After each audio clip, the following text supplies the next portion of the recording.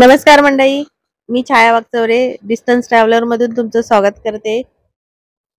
आता आहोत आम्ही धर्मशालामध्ये आणि आता धर्मशालामधून आम्ही निघालेलो आहे वार मेमोरियलला आणि वार मेमोरियलला जायला आम्हाला अर्धा तास लागेल। आता आम्ही थोड्याच वेळात वार मेमोरियलला पोहोचू। धर्मशाला बस डेपो पासून बरोबर अर्धा तासात आम्ही वार मेमोरियलला पोहोचलेलो आहे।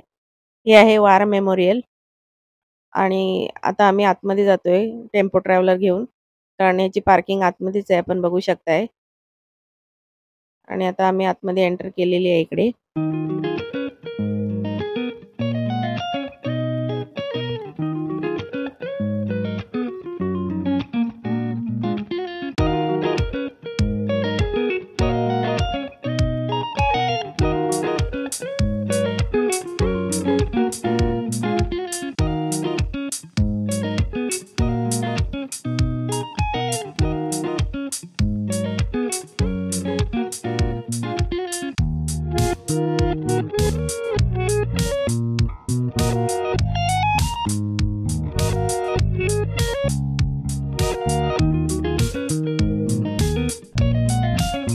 ह्या वार मेमोरियलची एंट्री फीस भरावी लागते, तिकीट आहे तिथे। आणि इथे तिकिटाचे सगळे चार्जेस दिलेले आहेत।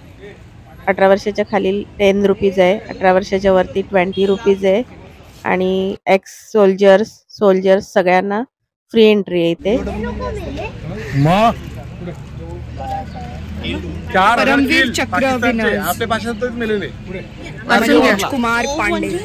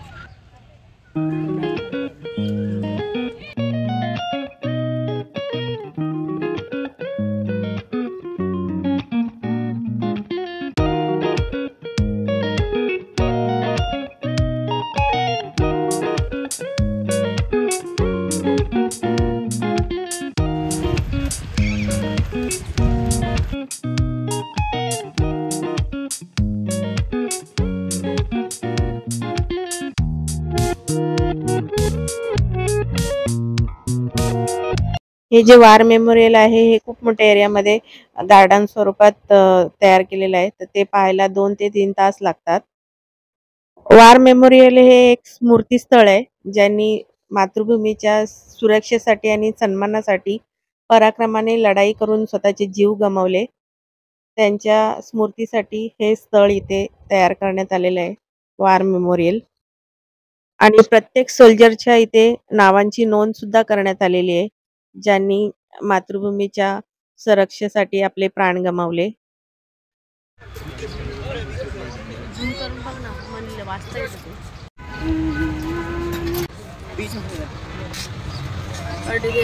सर हमारे ऐसे टोपीचे तुम्ही देख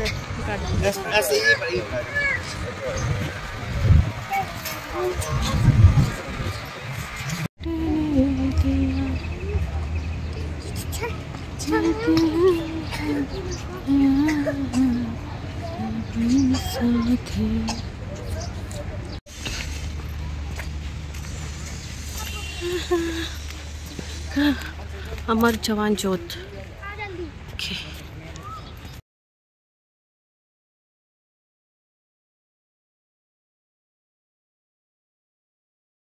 इथे 1947 पासून ते 1999 पर्यंत जेवढे पण लढाई झाल्या, जेवढे पण ऑपरेशन झाले मिलिटरीचे, आणि त्याच्यामध्ये ज्यांनी ज्यांनी आपले जीव गमावले आणि जे जे जखमी झाले, त्या प्रत्येक सोल्जरची इथं नाव नमूद केलेलं आहे। आणि त्याच्या पुढे त्यांच्या पदव्या नमूद केलेल्या आहेत, त्यांचे डिपार्टमेंट्स नमूद केलेले आहेत, कुठल्या कुठल्या, हे सगळं डिटेल्स इथे दिलेलं आहे, आपण बघू शकताय।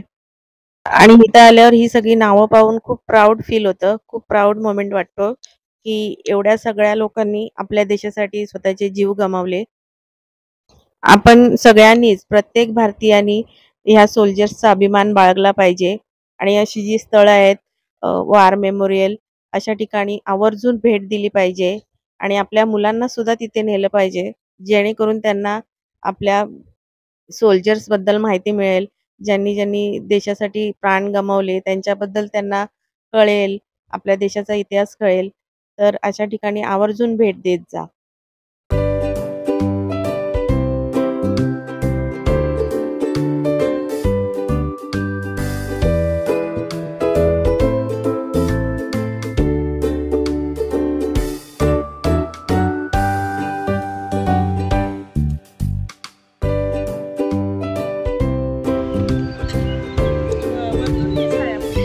हा, वरतून नाही येत बरोबर इंडियाचं.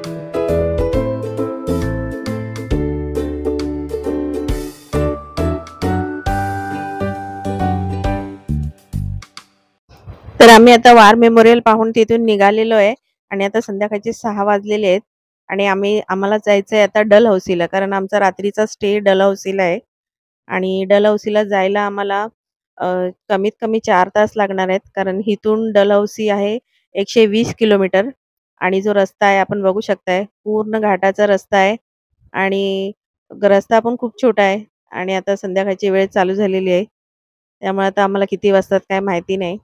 त्यामुळे आम्ही आता प्रवास कंटिन्यू करायच्या अगोदर कुठेतरी थांबून चहा कॉफी वगैरे पिऊन घेतो. एक डोंगर आताचा क्रॉस केलाय. पाऊस पडतोय, पाऊस.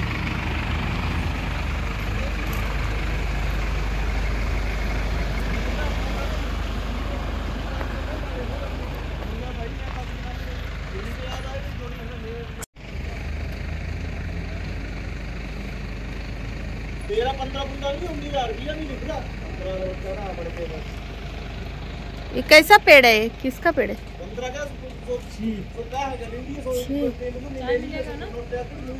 चिलगोजाचं वाटतं. या चिलगोजाचं पेड़ आहे, ते छोट्या लांबी आहे.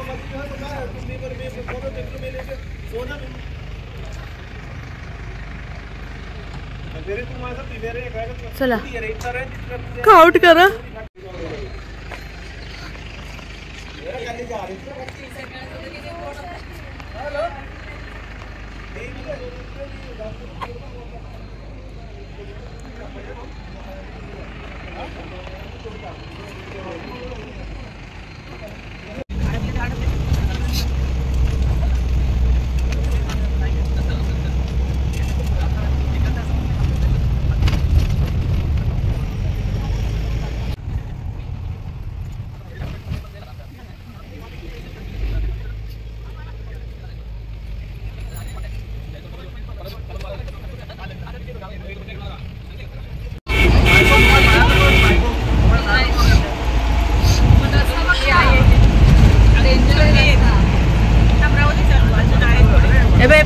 समोर बघ, समोरून चांगले दिसतात आहेत.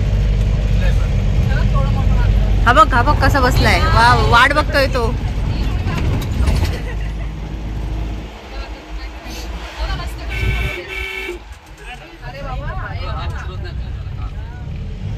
तू उतरू नको बरं.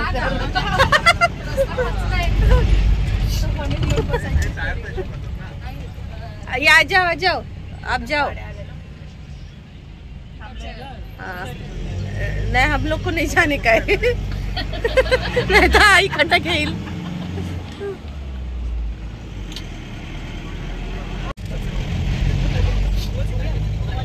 हाँ, पॉली हाऊस बोलतात त्याला. Poly house.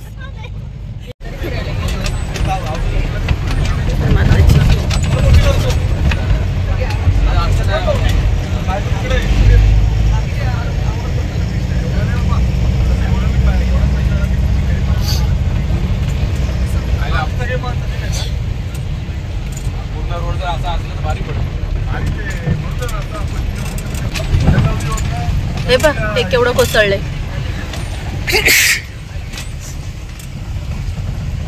हे कोसळून आलंय खाली. ही दरड लँडस्लायडिंग झालेली.